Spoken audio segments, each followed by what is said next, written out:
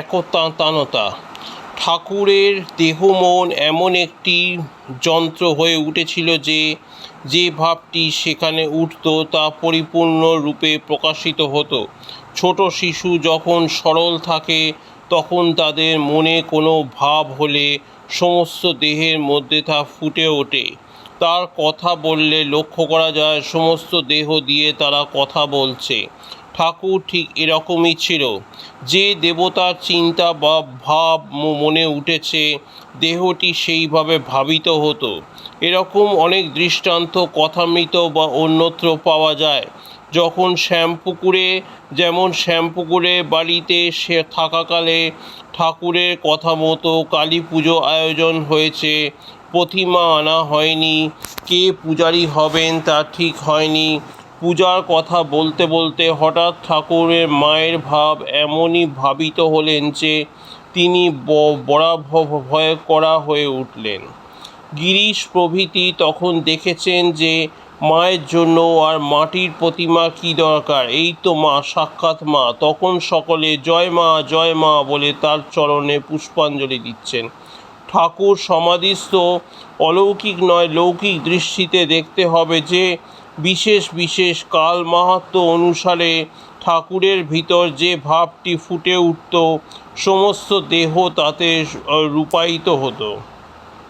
কালী পুজোর দিন মায়ের চিন্তা মনে উঠতেই দেহটি সেইভাবে ভাবিত হলো। শাস্ত্রের এই সিদ্ধান্ত উপাসক দীর্ঘ সাধনার পর এই অবস্থা খানিকটি লাভ করতে পারে। উপাসনা শব্দের এইভাবে ব্যাখ্যা করা হয়েছে যে তা যার উপাসনা করছে তার কথা ভাবতে ভাবতে উপাস্যে রূপান্তরিত হয়ে যায়। যারাই ঠাকুরকে দেখেছেন তারাই কথা বলেছেন। শুধু শ্যামপুকুরে নয়, অন্যত্র এই রকম ঘটনা অনেক আছে। এই জগৎমাতার হাতে তৈরি এমন নিখুঁত এক যন্ত্র, যে যন্ত্রটির প্রতিটি তার যেভাবে সঙ্গে এক সুরে বাঁধা এবং সমস্ত দেহ সেই ভাবটি চারিদিকে প্রবাহিত করছে। ভাবের এই পূর্ণাঙ্গ অভিব্যক্তি সমস্ত দেহ মন দিয়ে ভাবের এই যে অনুরণন, এ কেবল শ্রী রামকৃষ্ণের মতো অবতার পুরুষদের ক্ষেত্রেই সম্ভব।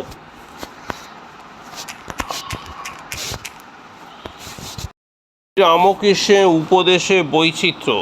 ভাবগ্রাহী ঠাকুর কারোর ভাব নষ্ট করার বিরোধী ছিলেন বলে যখন তার সন্ন্যাসী ছেলেদের উপদেশ দিয়েছেন তখন তা অতি সাবধানতার সঙ্গেই দিয়েছেন, যেন অন্য কেউ না শোনে।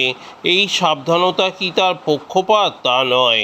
তিনি জানেন যে এরা সংসারের আশ্রয় না নিয়েও এগিয়ে যেতে পারবে। তাই যদি তাদের মনের ভিতর সংসার সম্বন্ধে সামান্য দুর্বলতাও থাকে, সেটি দূর করার জন্য একদিকে তাদের সামনে সংসারের একটি অত্যন্ত ভয়ঙ্কর বীভৎস চিত্র তুলে ধরেছেন, অপরদিকে ত্যাগময় জীবনের জন্য জ্বলন্ত ভাষায় ত্যাগের উপদেশ দিচ্ছেন।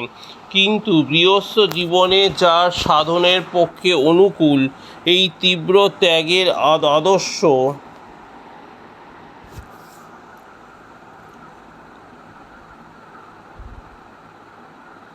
শুনলে তার মনে সংশয় আসবে।